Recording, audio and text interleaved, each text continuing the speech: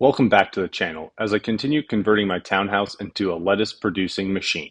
I have plans to grow lettuce everywhere in my house in an attempt to not have to buy lettuce this fall, so subscribe if you want to follow along. This week I had 3 tasks to complete, so I wrote them down to keep me on track. I first need to install my new grow lights for my spinach plants I planted last week. I'm excited to show you all why I chose these lights and how I was able to calculate how many lights I would need to grow lettuce efficiently.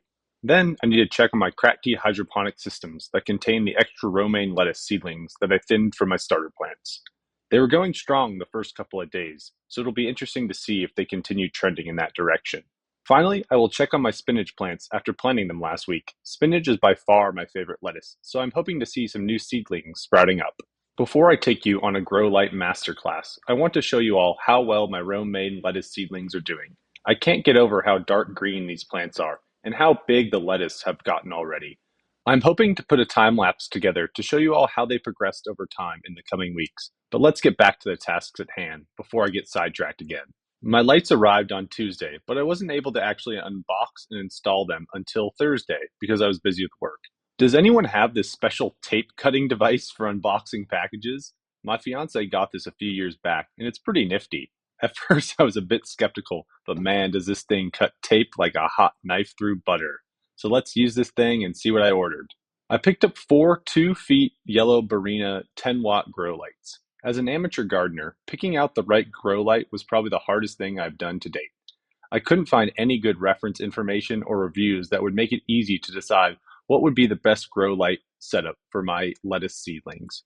So I thought I would walk you all through my journey on how I ended up choosing these over the competitors. I began my journey by Googling what was the best budget grow light. I scrolled the internet, but in the end just couldn't find any comprehensive list that gave me any real suggestions. It was a bunch of pages pushing products and not giving me any detailed information. So I decided maybe I should just learn how much light is actually needed to grow lettuce inside, and then I can try to find the most efficient and cost-effective lights from there. Once I decided on this path, I discovered the phrase photosynthetic photon flux density, or PPFD for short.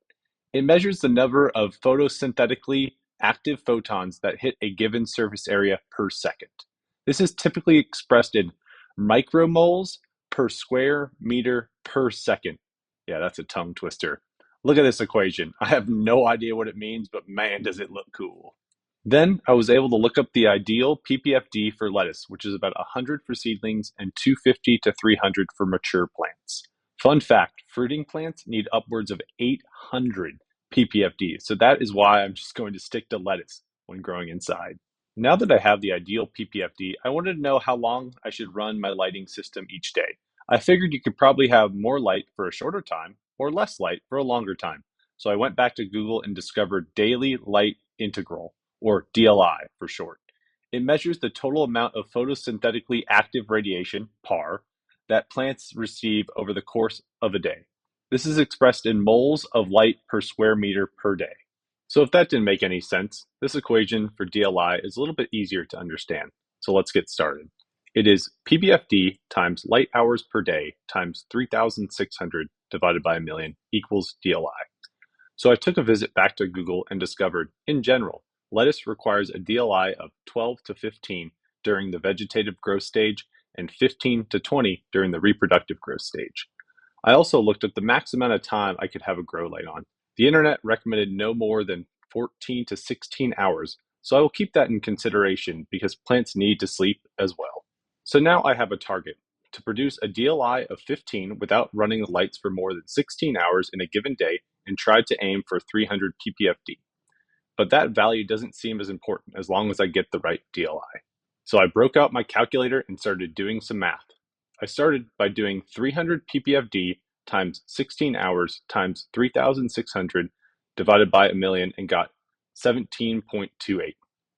That let me know that 300 ppfd would be enough to get to 15 DLI each day in less than 16 hours.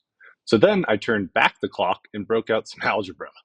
I wanted to know what was the minimum number of hours I needed to run my light setup in order to get 15 DLI. So I started with 15 DLI equals 300 ppfd times 3,600 divided by a million times x. So I divided each side by 300, then divided each side by 3,600, and finally multiplied each side by a million to get an hour value of 13.89 hours. Dang, I love math. I will just round it up to 14 hours to keep things easy when I get to the light timer. Now I have a goal of 14 hours at 300 ppfd. I can start looking for the most efficient and cheapest lights I can find on the internet.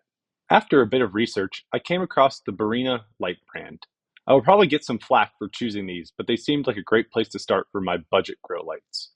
After looking through all the options they had on Amazon, I ended up comparing these two options for grow lights. The one on the left is the Barina T5 10 watt in yellow, and the one on the right is the Barina T8 24 watt in yellow. I decided to go with the yellow color in the end because they will be in my office, so I didn't want to have the bright white or purple lights in my peripherals as I work. So the T5 at 8 inches away from the light produces 91.1 ppfd, and the T8 produces 210.7 ppfd. The T in T5 and T8 stands for tubular. The number following the T represents the diameter of the bulb in eighths of an inch. So a T5 bulb is 5/8 of an inch in diameter, while a T8 is 8/8 of an inch in diameter, or 1 inch. To normalize everything the best I can, I would do 4 T5s at 364.4 ppfd and 2 T8s at 421.4 ppfd. Then I would calculate the wattage. So the T5s have a total wattage of 40, and the T8s have a total wattage of 48. Finally, I computed the ppfd per watt and got 9.11 for the T5 and 8.78 for the T8s. In addition, I have some more flexibility with the T5s, where I can have 1, 2, 3, or 4 on, giving me the ability to fine-tune the amount of light my lettuce plants will get. When it comes to pricing, the T5s cost about $30 at $7.50 each, and the T8s would cost $23.33 at $11.67 each. So the T8s definitely win at cost. After going back and forth between the two, I decided to go with the T5 since it will give me the ability to have more fine control, and I only need 300 ppfd, so the extra ppfd from the T8s won't really do me any good. Another reason I chose the T5s over the T8s is because I was reading a lot of things saying that the T8s were getting really hot and actually burning the plants. So that was just another reason for choosing the T5s. Now we can finally install these lights after I gave you guys all my grow light knowledge to date. The box comes with 4 lights, a few connectors to link the lights, some zip ties, and a couple of power cords so they don't have to be on the same switch. I already installed a set of these on the bottom bunk of my grow rack, so I'll be installing these on the top bunk this time. The installation is pretty easy since the racks are open and not solid pieces. All I do is evenly space the lights out. I make sure I have direct light on the edges of the rack so that I don't have to rotate the plants.